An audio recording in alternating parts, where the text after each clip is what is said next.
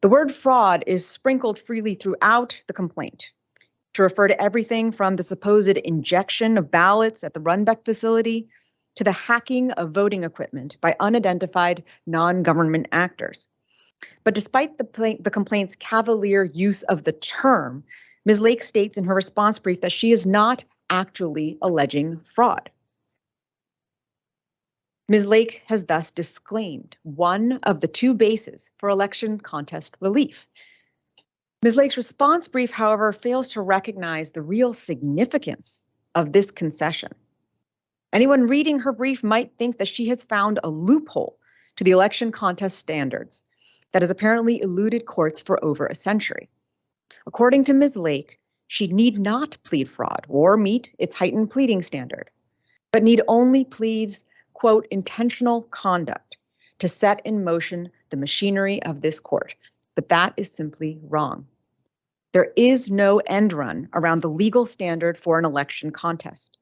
Unless a claim falls into one of two buckets, either fraud or a sufficient number of votes to affect the outcome, it fails. But even assuming the court could entertain Ms. Lake's intentional conduct theory for an election contest, let's step back for a moment and examine what kind of inferences Ms. Lake is asking this court to draw. According to Ms. Lake, there was a concerted, coordinated effort among signature reviewers, Runbeck employees, and Maricopa voting machine technicians to rig the election against her. This master plot was deployed on Election Day precisely because more Republicans tend to vote on Election Day. And this intentional conduct against Republican voters was driven by the Maricopa County Recorder, who is a Republican, and the Maricopa County Board of Supervisors, 4 out of 5 of whom are also Republican. And remarkably, this scheme took place among some scores of election officials and non-government actors without a single trace. No documents, no emails, no leaks. There is a reason that election contests do not entertain such far-fetched allegations of intentional conduct, and instead require allegations of fraud with particularity as to the who, what, when, where, and how. This contest, more than anything else, shows us why courts demand nothing but the most credible, positive, and unequivocal evidence of fraud to cast doubt on election returns. Given the severity of the consequences, nothing less suffices. So finally, we turn to the last basis for election contest relief, that the actual election results would have been different absent the alleged errors. Now, in most election contests, the contest hinges on 10, 20, or 50 votes that decided an election and whether they were lawfully counted or impermissibly excluded. Here, by contrast, Ms. Lake must overcome over 17,000 votes. Ms. Lake points to two things to sustain this claim. First, a slew of voter declarations, and second, a purported expert of Richard Barris. But the court will sift in vain through pages upon pages of declarations for any evidence that any votes were unlawfully counted or any voters were wrongfully turned away. At most, those declarations state that a handful of voters chose not to vote using the means available to them on Election Day. As for the Barris Declaration, the flaws in the report are many and deep. Our reply brief touches upon just a few of them, but perhaps most egregious is Mr. Barris's sheer speculation about what might have happened if voter turnout had increased by 2.5%, a number that is pulled entirely out of thin air, and by his own deeply flawed calculations somehow gets him to a Lake victory. One does not have to be a mathematician to detect the circular logic of this report. Ultimately, Mr. Barris's unremarkable conclusion is that if more voters had turned out for Kari Lake would have received more votes. That is not sufficient to overturn an election or meet the standard here. At the end of the day, all of the speculations about what might have been or what could have happened have no place in an election contest. It is not enough to simply raise questions, to engage the judiciary in resolving them. An election contest is not a thought experiment or a means to test various hypotheses. It is a narrow, targeted, and expedited forum to consider serious claims that despite all the presumptions in favor of election results, election officials got the count wrong. Ms. Lake does not come close to meeting that standard here. In the end, Your Honor, if there is anything rotten in Arizona, it is what this contest represents. For the past several years, our democracy and its basic guiding principles have been under sustained assault from candidates who just cannot or will not accept the fact that they lost. The judiciary has served as a bulwark against these efforts to undo our democratic system from within, and we ask this court to assume that role once again. We also submit that the law requires the immediate dismissal of Ms. Lake's complaint. Unless the court has any questions, I'll reserve the rest of my time. That's fine. Thank you, Your Honor. Presume it'll be Mr. Olson arguing. Yes, Your Honor. I'm sorry. But I didn't know if other counsel wanted Yeah. to go. Go ahead. Your Honor, thank you.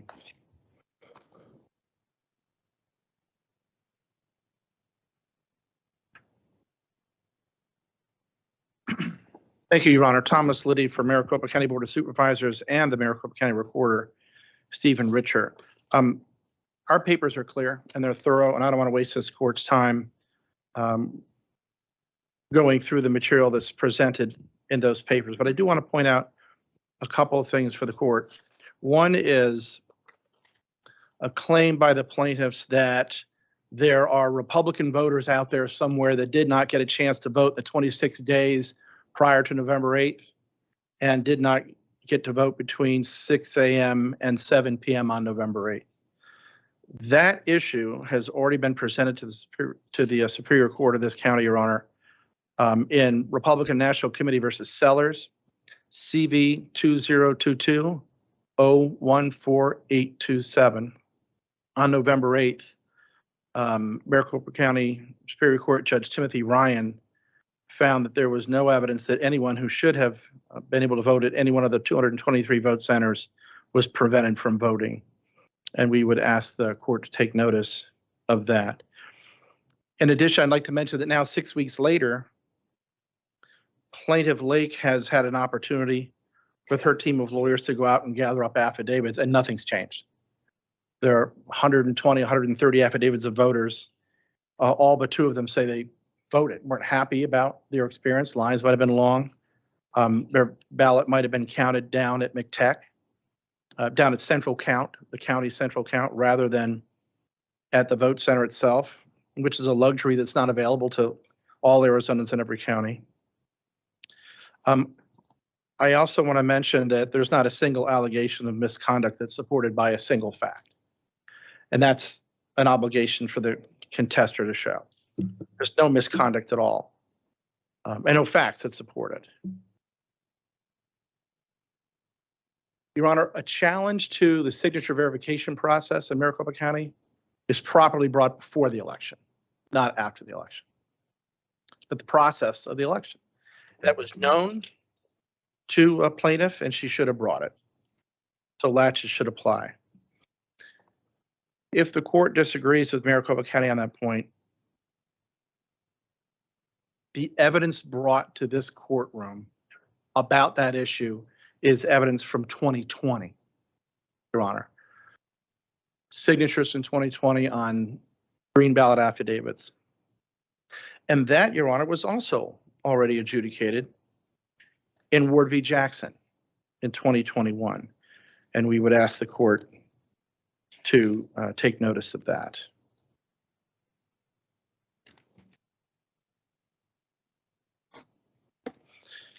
There are numerous other issues that are not properly brought before this court because this court's hearing an election contest. Things like freedom of speech. And if I may indulge the court for just a few more minutes, the one I find, my clients find the most odious, and that is a claim that there has been voter suppression in Maricopa County in 2022. If there's one thing that Americans know, it's what voter suppression looks like, Your Honor. Voter suppression looks like the nearly 3,500 African-American men who were murdered, beat in front of their families, and hanged from trees between 1865 and 1933. Documented lynchings. Not just to prevent those African-American men from voting, but to terrorize their entire community so they wouldn't even want to register to vote. That's voter suppression. Every American knows that.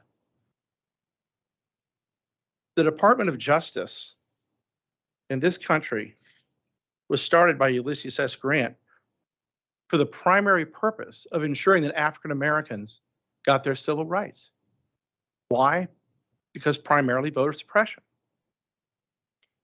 In 1965, the Voting Rights Act was passed and signed by Lyndon Johnson.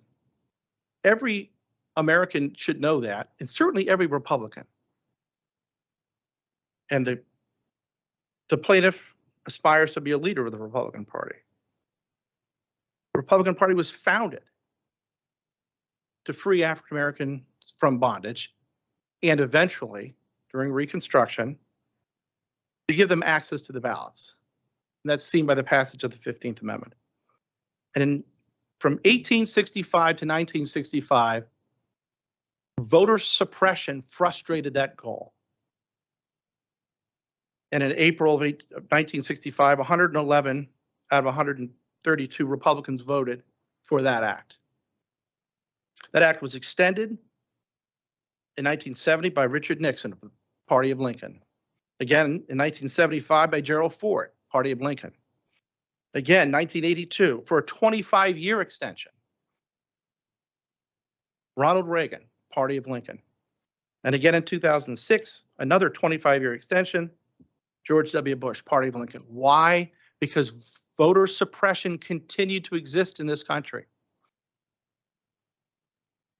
And I haven't even mentioned the suffragettes from Seneca Falls that fought for over a century so women could vote. That's all voter suppression in these United States. That's what voter suppression looks like. A Republican today who claims he or she couldn't find a parking place to vote, as one of the affiants said, or I didn't want to vote the 26 days prior to the election and the lines were too long on the 26th day, or anybody who would claim that a printer malfunction at 70 out of the 223 is voter suppression is insulting to this court and insulting to all the men and women who went, African-American men and women who went for hundreds of years without the vote.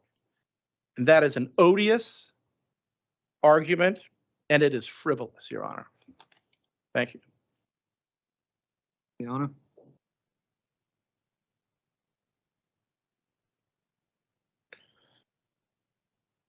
Good morning, Your Honor. Again, Andy Gaon on behalf of Secretary Hobbs in her official capacity.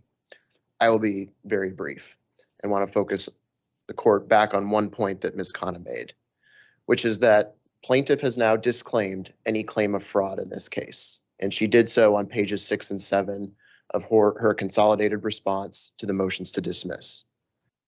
What that means, Your Honor, and what it highlights is that the burden on an election contestant to show that the outcome would be different is high and is unsatisfied here.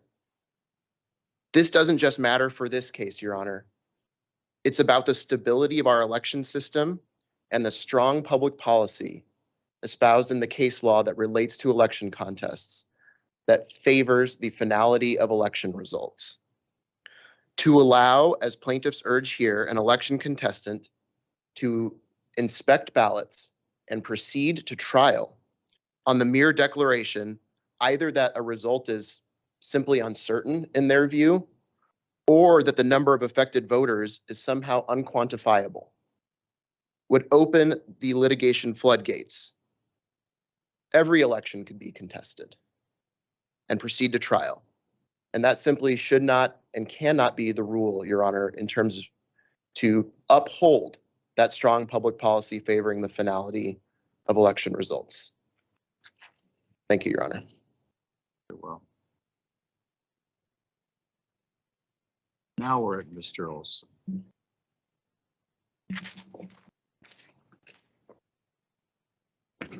Thank you, Your Honor. May it please the court. Let me first start out by saying what this case is not about, since defendants have attempted to frame it to suit their purposes. This case is not about ballot on demand printers not being certified by the EAC. This is not the same case as Representative Mark Fincham brought. That argument is a red herring. We're not here to talk about whether the EAC gave proper certification to the ballot on demand printers. There have been many elections in Maricopa County. They have gone out largely without a hitch in terms of the machine problems that we experienced or that Maricopa County experienced on November 8th. You normally don't have chaos, as Supervisor Gates characterized the election shortly after November 8th. This is not something, I believe it was referred to counsel as a routine technical issues. By their own admission, they had 70 vote centers experience failures of the tabulators where they were rejecting ballots at a time of record Republican or record voter turnout, predominantly with Republicans. Our own evidence from sworn affidavits is that there was 132 vote centers. That's 2/3 of the vote centers experienced the tabulators rejecting ballots, creating chaos and mayhem. And chaos was Supervisor Gates' word. It's not a case about flawed signature verification procedures. Defendants create that out of whole cloth in order to argue latches. It's not simply about defendants reporting misinformation on social media posts.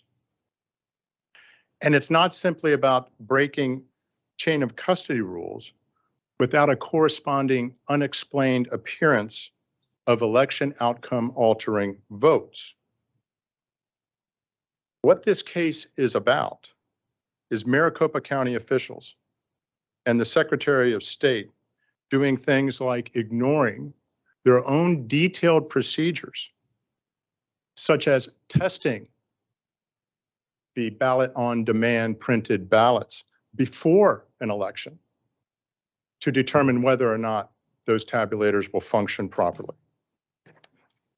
It's about a system-wide, a systemic failure of the tabulators, which are critical to processing people's votes and taking their ballots, that again occurred at a minimum by their own admission at 1/3 of the voting centers in Maricopa County, and by our evidence, almost 2/3. Those failures caused a massive disruption on election day. It's also about MTEC's own employees coming forward for no personal gain. They have put themselves out publicly and taken great risk to expose the truth at what happened in MTEC regarding the signature verification process. That signature verification process is systemically flawed. It allowed tens of thousands of illegal votes, which were not properly cured, to infect the system. And Your Honor, we have submitted as part of this complaint, thousands of examples of that for Your Honor to see, which we'll talk about in a little bit. It's about a massive chain of custody failure. And not just in this election, but as A.G. Bronovich stated in his April 6, 2022 report to Senator Fan, this is a repeated issue for the county. They're on notice of these. And these are mandatory requirements by statute under 16621E. The county is required to maintain chain of custody every step of the way with the ballots. And it's a criminal violation not to do it. That's how serious chain of custody is. It's not some ministerial act. The EAC says that it is the chain of custody is one of the most critical features to ensure the integrity of the election. And what defendants ignored in our complaint is that on November 8th, if the chain of custody procedures had been followed, Maricopa County should have had an exact count of the number of ballots that they had. That's the process that the law mandates. On November 9th, they reported the amount of ballots that they had. On November 10th, mysteriously, 25,000 extra ballots appeared. That's an outcome determinative change for which there is no explanation, and defendants have completely ignored that allegation in their brief. This case is also about a secret censorship operation set up by the government that would make Orwell blush. You have the federal government creating an election misinformation reporting portal specifically for state and local election officials, which ties them directly with social media companies like Twitter and Facebook, and allows these election officials to immediately flag and take down information to censor people that they find objectionable. They call it misinformation, but this is a secret operation. This is an affront to the First Amendment, but it's more than just that, because there's evidence in the record that these officials, such as Stephen Richer, for sure, were participating in it during the campaign. And the Defendants Council made note that the Board of Supervisors is Republican, but Recorder Stephen Richer started a PAC that was directly antithetical to plaintiff Kari Lake. These First Amendment violations, Your Honor, move votes. And should this case proceed to trial, we will be introducing expert testimony just as how censoring information can quantifiably shift an election, particularly one with this. I mean, the defendants say that there's 17,000 votes, that somehow this is insurmountable. But when you have 1.6 million votes, this is, I believe, about 0.6% difference, which is, a tenth of a point out of the recount territory. Now, we're not seeking a recount, but the idea that 17,000 votes is an insurmountable hurdle in an election where there are 1.6 million votes, the math doesn't add up. And speaking of the math not adding up, the MTech whistleblowers who came forward with sworn testimony, one of them said when he was reviewing the signatures and what they saw in the chaos in terms of rejection rates of 20 to 30%, he himself said that the math doesn't add up with his experience in the curing of ballots. And I'll touch on that a little bit later when we get into the argument. So this is a motion to dismiss. And as much as defendants want to say the standard is different for an election contest as any other case, that's not true, Your Honor. The fact is,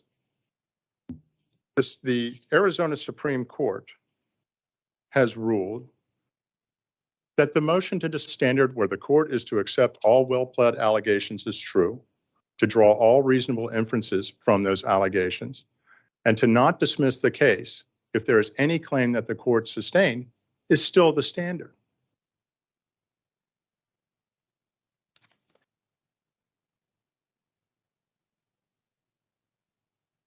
I'd like to talk about the chaos on Election Day, Your Honor, and the evidence that we have put forward to support intentionality. We have introduced the expert sworn declaration of Clay Parikh. Clay Parikh is not just any cyber expert. Among other things, he spent 8 years being retained by the voting system testing lab, the Pro V&V, that certified these machines for Maricopa County and many others around the country. He knows these machines. He's a top cyber expert who has been at the highest levels of a government working on cyber systems. He knows the rules, what EAC certification requires. He understands these machines. He knows systems. And he has given a sworn declaration that goes in detail how Maricopa County violated their own set procedures, both in terms of the pre-testing to ensure that the debacle that happened on November 8th doesn't occur. He has gone through the procedures that are supposed to happen if there's any issue on election day. He has interviewed the T-techs and the other technicians that Maricopa County hired on a temporary basis. And as he said, you don't get, whether it's 70 vote centers or 132, as we say, you do not get that system-wide failure without intentionality. And again, Maricopa County violated the election procedure manual on logic and accuracy testing by using a ballot on demand printed ballot without testing it in advance. And that is at the heart of that chaos that was created on election day at all of those vote centers. You'll notice that they don't challenge, defendants do not challenge Mr. Parik's qualifications. That's an important point, Your Honor, particularly on a motion to dismiss.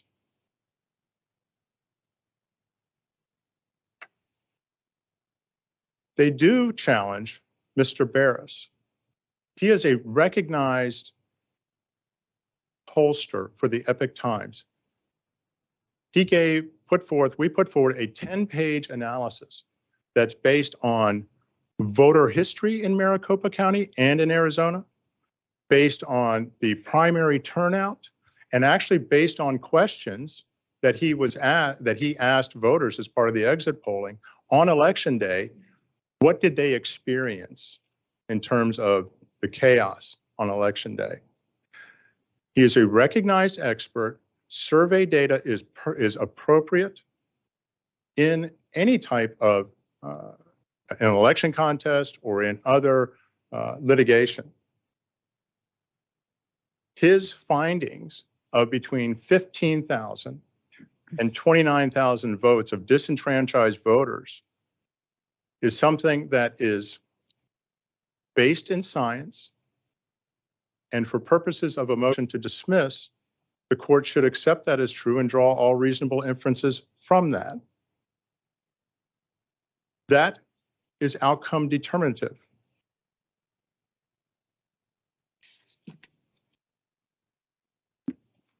I would like to touch on signature verification because it's a very important issue here, Your Honor. Maricopa County processes well over 1 million mail-in ballots. Mail-in ballots were determined by the Carter-Baker Commission in 2005 that was instituted after, everybody remembers the hanging chads if you're old enough, from 2000, to evaluate what happened there.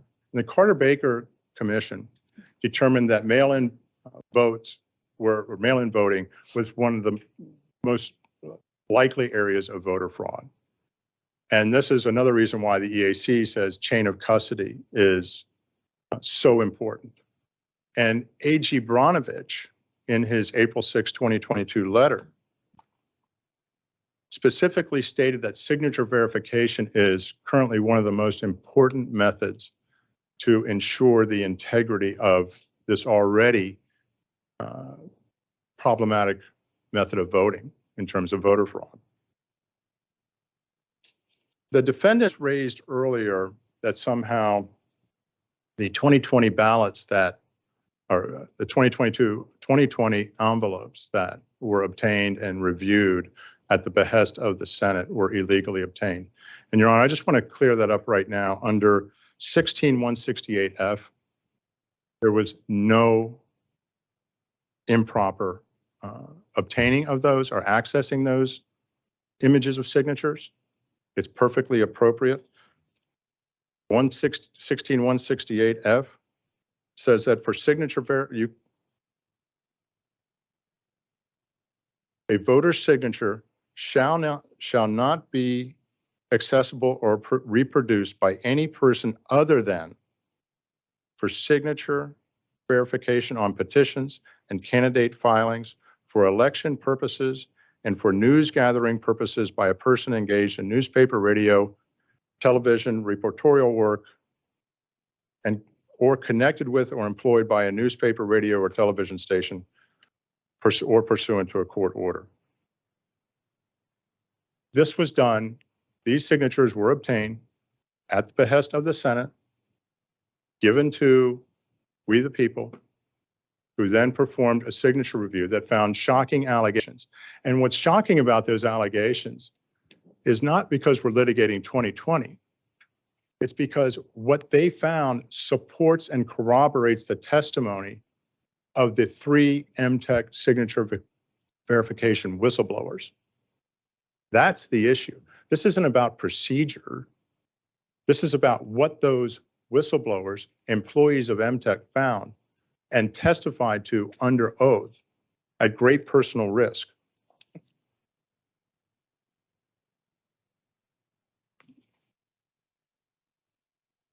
And you'll notice, Your Honor, the defendants just kind of gloss over the signature verification.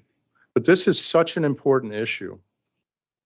I'd like to walk the court through some brief portions of the testimony of the signature verification workers, the whistleblowers, and also expand on exactly why one of them said the math doesn't add up.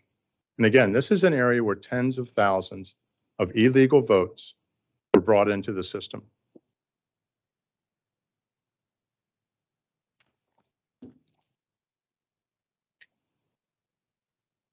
So, Your Honor, may I hand some exhibits to the defense counsel and then approach? I've already got the record in front of Okay. me. And so if you want to cite to something that's in the Okay. motions or the exhibits, I'm fine with that, Yes, Your Honor. but it's not the trial today. This is- Okay. Well, Your Honor, there were 3 signature verification workers who submitted sworn declarations. Jacqueline Onigkeet, Yvonne Nystrom, and Andrew Myers. And what Ms. Onigkeet testified to was that there were 24 people reviewing signatures. Now, in her declaration, it's unclear whether they were all level 1 or it included level 2 and 3. But what she did say is that at level 2, there were at most 3 managers. And those managers, after the level 1 signature reviewers looked at the signatures, would then take the rejected signatures and do a subsequent review. But again, there were only 3. The rejection rate that she testified to was that 30 to 40% were being rejected by the level 1 reviewers.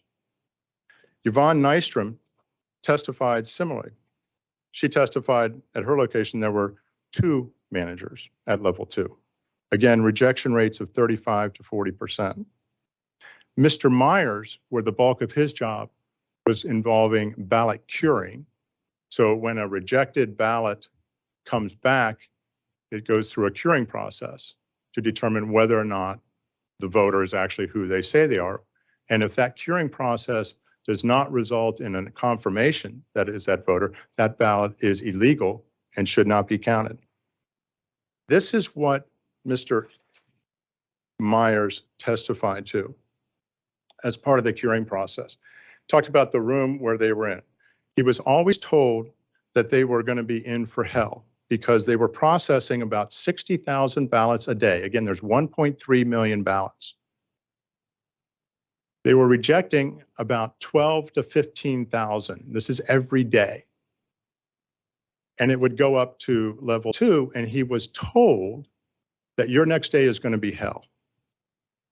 But when it came to the next day, only about at most a tenth of those ballots came to him. So let's look at the math, Your Honor.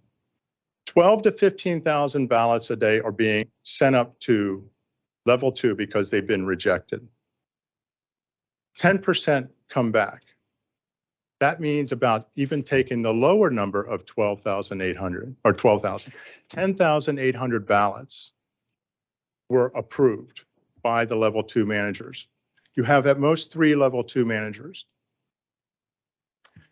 That equates to 3,600 ballots per manager to review in a day. These level 2 managers, by the testimony, have additional signatures on file to see if they can find a match. They have tools that they can zoom in and everything else. If you assume they spent just 1 minute reviewing, those each signature or each ballot envelope to compare, that would be 3,600 minutes. Well, that equates to 60 hours. Well, a day only has 24 hours.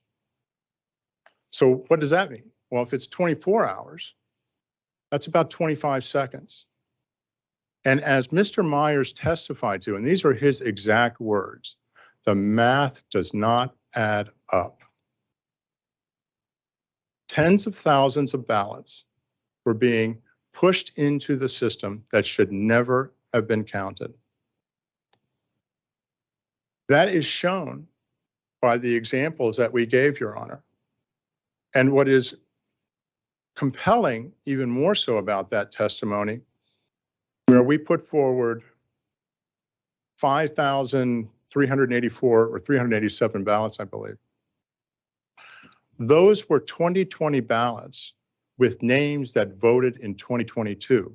And that's an extrapolation based on the sample, a random sample that came from, that would mean when you're counting 1.3 million ballots, that number extrapolates to about 130,000 total.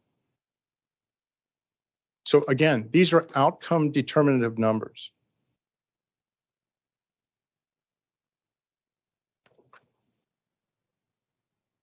The defendants say that we haven't introduced thousands or hundreds of declarations from people who said they were disenfranchised and didn't cast a vote. But if we had done that, Your Honor, then the defendants would have said, well, how do you know? And it's actually precisely that situation that the Supreme Court of Arizona raised in Huggins, is that type of testimony is inherently unreliable. But what we do, again, offer is substantial expert testimony based in science that between 15 and 29,000 voters were disenfranchised.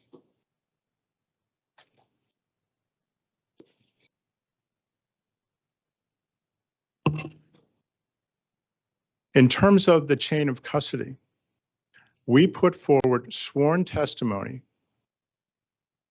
from a poll observer at MTech who observed all of the trucks coming in on election night where there were no chain of custody seals, no chain of custody forms with all these ballots.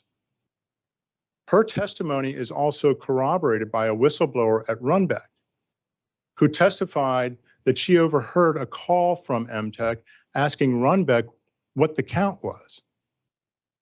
Your Honor, what we have here and what we have pled with detailed allegations, sworn testimony, MTech's or Maricopa County's own employees, both from the T-Techs to the whistleblowers at the signature verification process, it paints and tells a completely different picture than what defendants have tried to portray to Your Honor.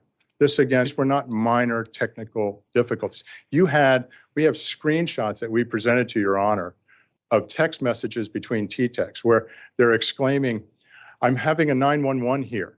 There are lines, out the door over 100 people. Get me coffee, please.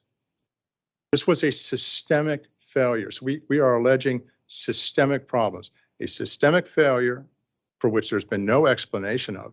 Maricopa County, at least, has not publicly announced any effort to get to the bottom of what happened. If you had, whether it's 70 or 132 vote centers go down to that stop people from giving votes, you would think that there would be a full investigation to find out exactly what happened. And there at least has not been anything publicly reported.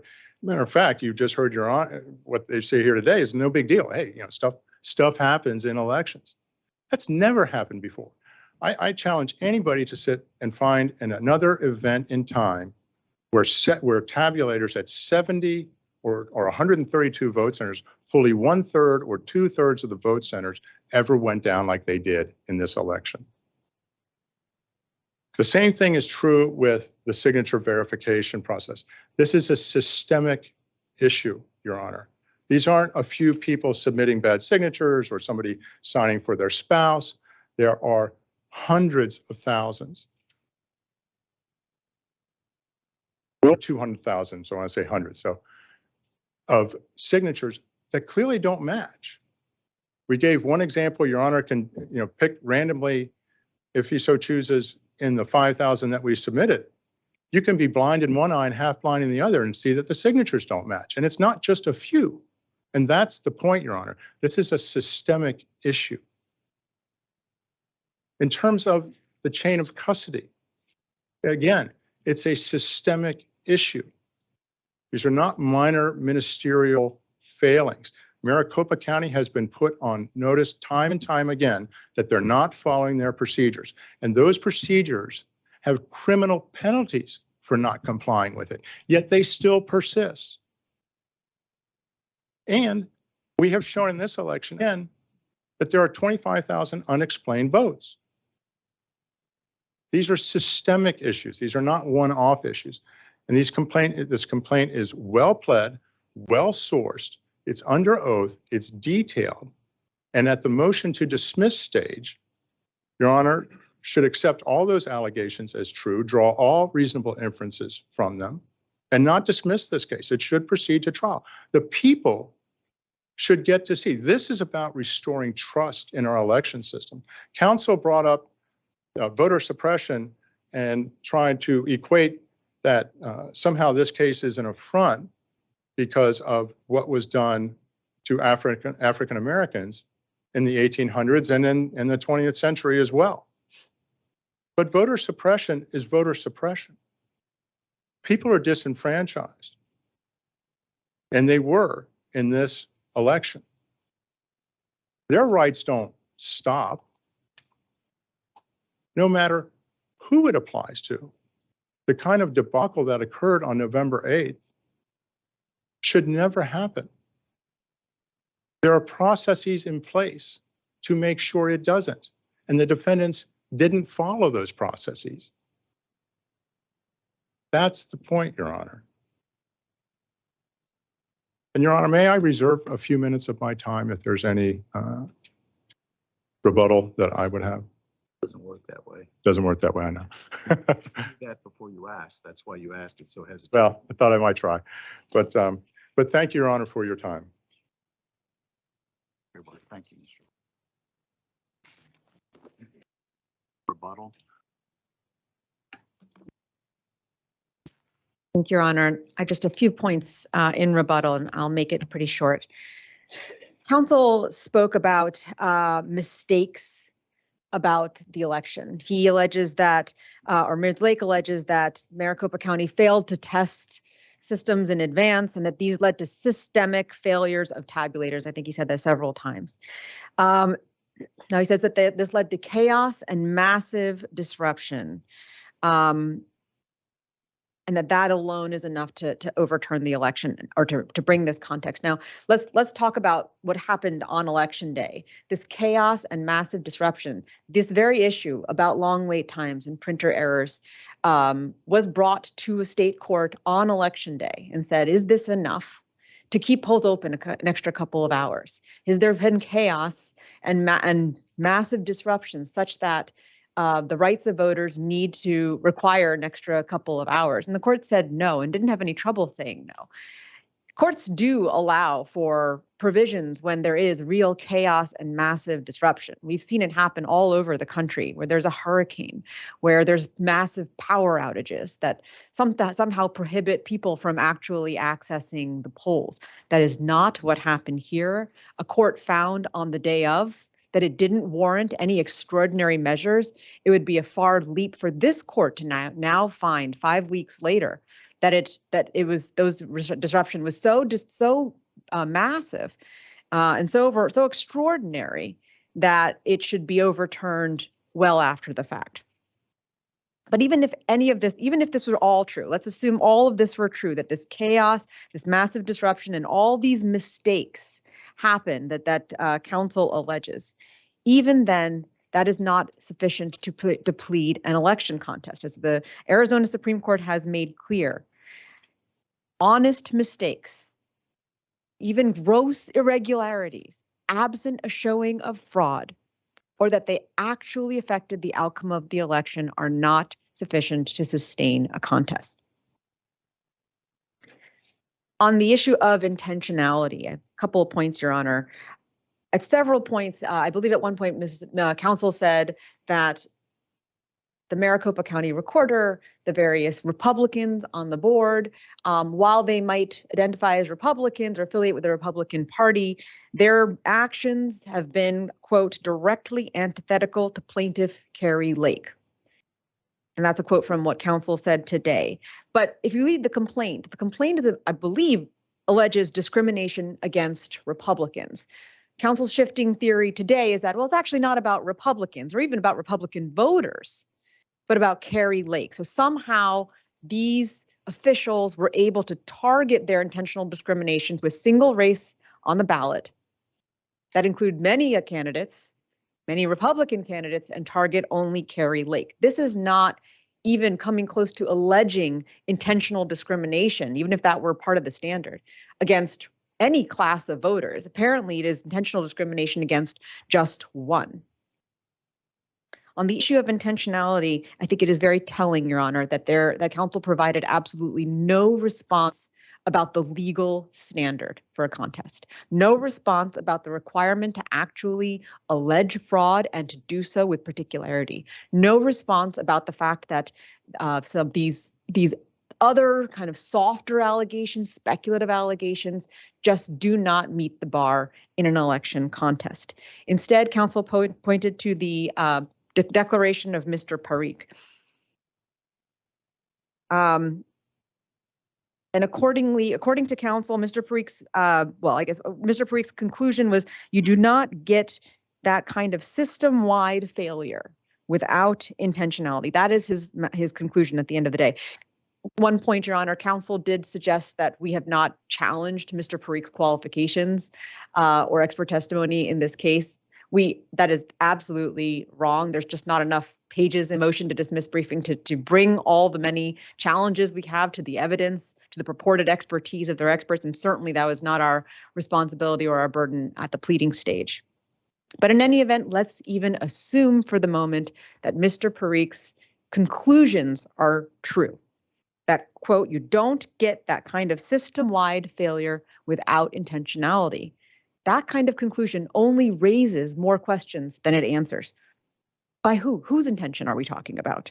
Intention to do what? What was the motive? How did they actually effectuate their intent? All of those questions are left unanswered. When it comes to the other expert that they'd offered in their pleadings, alongside their pleadings, the Mr. Barris report, once again, counsel did not address the errors upon errors that we flagged in our reply brief. And those are just a few of them. Instead, he asserted that Mr. Barris's calculations are, quote, based in science. I'm not sure what science, and I'm not sure what math. I am not a mathematician. I'm not a statistician. But even reading those 7 pages, it is clear that the math does not add up. And that is a refrain that we heard from counsel several times over the course of this argument. The math doesn't add up. I couldn't agree more. When it comes to plaintiff's burden to establish that to allege that there is some number of votes out there that could actually affect the outcome of the election, that were illegally or improperly counted or subject to some mistake, the math just doesn't add up. Plaintiff discusses the declarant's view that some 30 to 40% of ballots were being rejected at level 1. 30 to 40% of ballots. Now, there are at least 2 serious problems with this conclusion, Your Honor. First of all, level 1 reviewers are not able to reject ballots.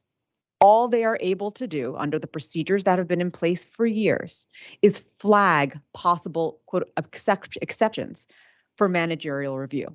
It is only at those higher levels that that signatures are verified and deemed accepted or rejected. But let's actually just look at those numbers for a second. 30 to 40% of ballots that these declarants allege should have been rejected.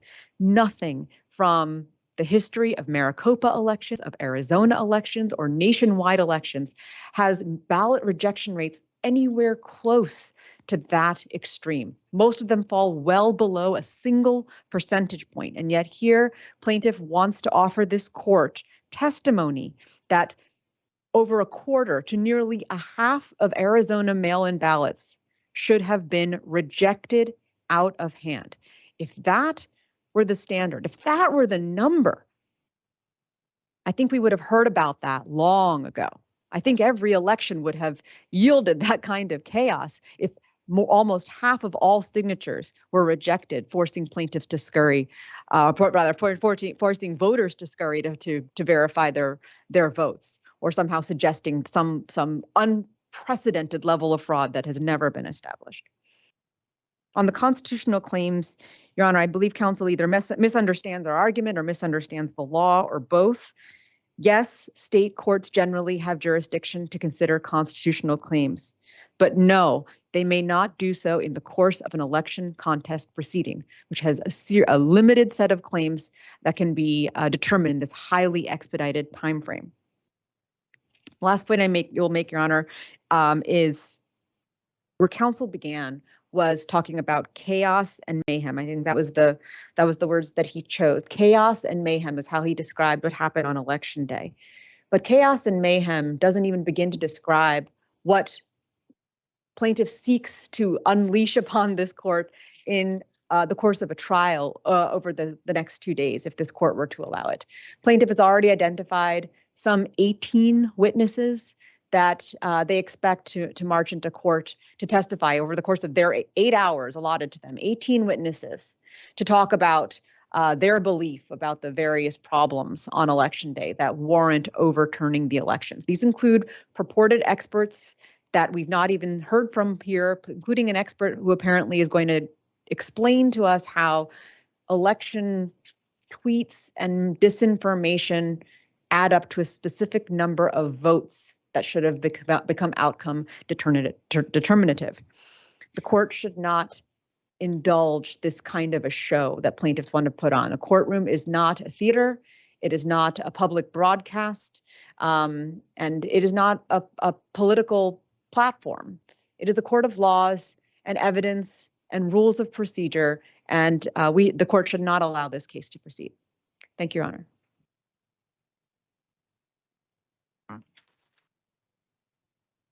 Thank you, Your Honor. This is going to come across more as a laundry list since I'm rebutting some specific points that were made, and my apologies on behalf. So first of all, Maricopa County does challenge Parik's qualifications. Suffice it to say, he is purported to be a cyber expert who has worked at the highest levels of our federal government. This issue from which he's being brought in involves ballot-on-demand printers. I'd be more impressed if he maintained the printers at Staples. Your Honor, it was alleged here that there were 25,000 illegal ballots that mysteriously were dumped into the ballot, box at McTech. Where do these unexplained votes come? Well, I'll tell you where they come from, Your Honor. There are no ballots that were dumped. What happens is on election night, November 8th, and soon thereafter on the 9th, early 9th, everybody wants to know what the turnout was. How many people participated in this election? So the Maricopa County Elections Department puts out an estimate as it's all coming in. And they put out an estimate on that night of 275,000. But they also said there's a record number of mail-in ballots that were returned to vote centers on election day. And that's a good thing. We want as many people as possible to vote, but it does burden Maricopa County Elections Department, all the hardworking folks at McTech, because they have to count them and they count them and they count them and they count them. And then once they get the count, the estimate of 275 is 298,000, no longer an estimate, but an accurate count. That's not all of a sudden the creation of ghost ballots from wherever. I guess this is 2022. 2020 was Korea, China, Serbia. It's something different in 2022. Your Honor, Arizona Republican Party versus Hobbs. the CV 2022-0059 in Mojave County Superior Court. The judge ruled, after taking evidence, that vote by mail does not violate Arizona law. So let's just put that to bed right there. Signature verification.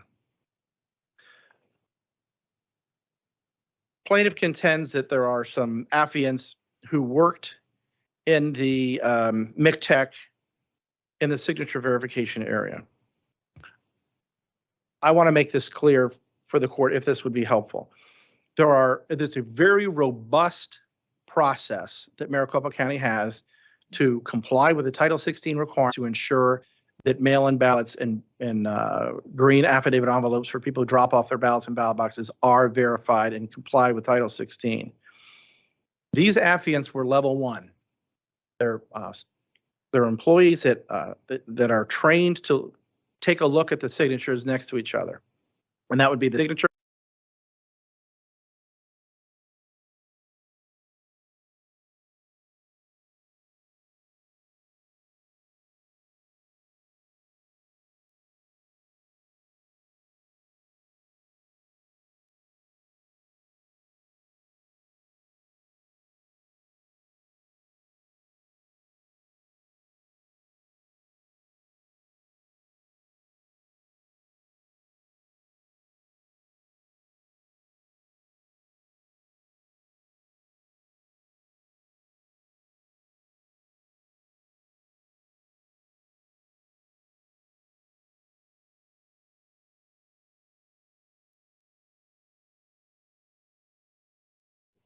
The 2022 signature and the signature from when the individual registered to vote. They'll have signatures from every single time that the voter voted by mail, all those other signatures, and often phone numbers and other things that they look at. They can always reach out and call them. And there's a much more robust process. So that's why some green envelope affidavits that are initially rejected at level 1 echelon are then permitted once there's a deeper review of them. And there's nothing mysterious about that other than it should come as no surprise to this court or anybody else in our great state that not every employee is going to witness that process or be aware of that process or have training in that process.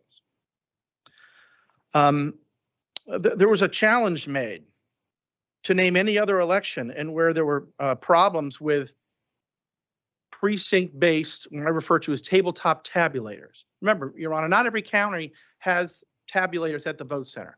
Most counties, most places in the country, most places in the world, a voter goes, votes a ballot, folds it over, sticks it in the ballot box. That's true in Arizona, except in some counties. In Maricopa County, we have tabulators, 2 of them at each of the 223 vote centers. You fill out your ballot that you've gotten from your ballot on demand printer, and it comes out and it's perfectly readable to the human eye. It's filled out, you submit it into the tabletop or the precinct-based calculator, and sometimes they're kicked out, not just in 22. Every single election that we've ever had, they get kicked out if there's a stray mark on them. They get kicked out if there's a wet ink from a ballpoint pen, could kick it out. They get kicked out if there's an overvote. They get kicked out if, more now, back earlier we had the arrows. You would connect the arrows with your black pen. Now you fill in the oval. A lot of people don't fill in the oval enough for the tabulator to read it because they're doing check marks or X marks. So it happens all the time, Your Honor. It's not just in elections where a ballot on demand printer doesn't put enough ink on the timing marks of some ballots, as happened in some vote centers, a minority of them in 2022. So challenge accepted. Again, back. Freedom of speech suppressed by Kari Lake. Does anybody really believe that Kari Lake was prevented from saying whatever she wanted to say to anybody in the United States, let alone Maricopa County? She could say whatever she wanted to say. Nothing inhibited that. Our recorder, Stephen Richer, spoke to a room of about 20 people. My understanding was they were bureaucrats, mostly in the federal government, who were interested in the issue of misinformation about elections.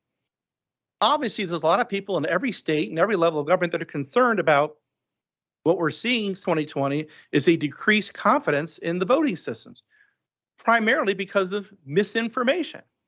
And these folks wanted to hear from a frontline person, a recorder in a county in Arizona, what type of misinformation have you been hearing in your county? Well, in 2020, we had plenty. That is not government action to infringe upon the freedom of speech of Kerry Lake.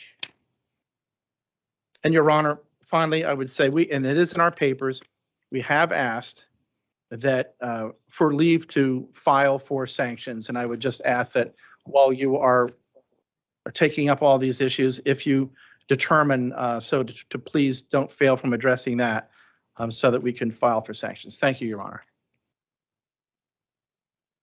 Yeah.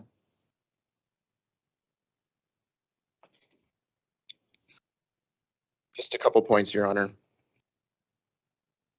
First of all, there was a suggestion from plaintiff's counsel that this side of the V is misconstruing the standard for a motion to dismiss in the context of an election contest, and that's simply false. We don't dispute that the Arizona Supreme Court and the Arizona Court of Appeals have said that an election contest is evaluated under the Rule 12b6 rubric and the Rule 8a standards. But that only solves part of the problem, because as with any claim, you not only evaluate under those standards, but you take the body of law as it exists.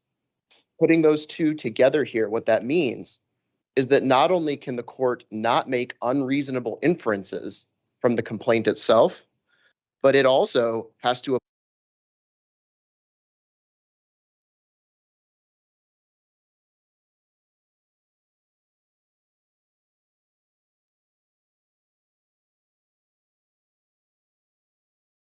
the first page of the Secretary's reply, Your Honor, but our belief is that putting all of those standards together requires the dismissal of this case. I want to talk about a few claims that came up, and the first is what Mr. Liddy just mentioned with respect to the First Amendment claim and the suggestion that several staffers in the Secretary's office 2 years ago identifying to a third party several tweets that contained election misinformation, including the objectively false suggestion that Arizona's voter registration database is owned by a foreign entity, but that somehow violated the First Amendment and that somehow had an impact on the election. That is not a reasonable inference. It is objectively false, and it is dispelled not only by the decision in the O'Handley federal case that we've cited in our papers, Your Honor, but Judge Julian just reached this exact issue last week in the case brought by Mr. Fincham in an order that's attached to the replies in support of the motion to dismiss. Mr. Olson got up here first and started by trying to explain to the court what this case is not about. And he said it's not about whether the ballot on demand printers used on election day in Maricopa are properly certified under federal or state law. That's certainly news to the Secretary, because paragraph 104 of plaintiff's statement literally says that the ballot on demand printers are not certified under federal law. Mr. Parik's, the supposed expert, Mr. Parik's declaration makes that same assertion. It's also false. Ballot on demand printers do not have to be certified under federal law. So to the extent we also question Mr. Parik's qualifications in Exhibit 1 to the fact that he is not qualified is his apparent belief that ballot on demand printers have to be certified. Now, Ms. Khanna mentioned sort of a moving target of claims here, and I think that's what's going on, because Mr. Olson followed that up by saying that actually what they're challenging about the ballot on demand printers is that they weren't tested properly in accordance with Arizona law or the election procedures manual. Never mind, of course, that nothing in Arizona law requires that ballot on demand printers be tested or go through logic and accuracy testing. And I would point the court to ARS 16-449, which requires logic and accuracy testing of the tabulation equipment and the election program to ensure that it will accurately count votes. That's it, not printers. Your Honor, as it relates to the early ballot signature verification and chain of custody issues, even if the court were to accept plaintiff's rampant and unreasonable speculation about what occurred on there. That doesn't invalidate the votes at issue. And that's exactly what the plaintiff asks you to do. Your Honor, for 4 years, the Secretary has served as Arizona's state chief elections officer. And in that role, she wants to ensure that all legally cast ballots are counted. And that's why she's here today, to urge the court to reject plaintiff's invitation to disenfranchise hundreds of thousands of Arizonans who did nothing wrong and who are eligible to vote. So we urge that this case be promptly dismissed in its entirety. Thank you, Your Honor. Very well.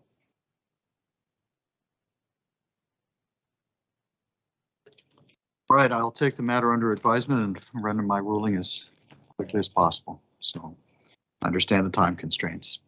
So thank you all for your participation. Thank you, Your Honor.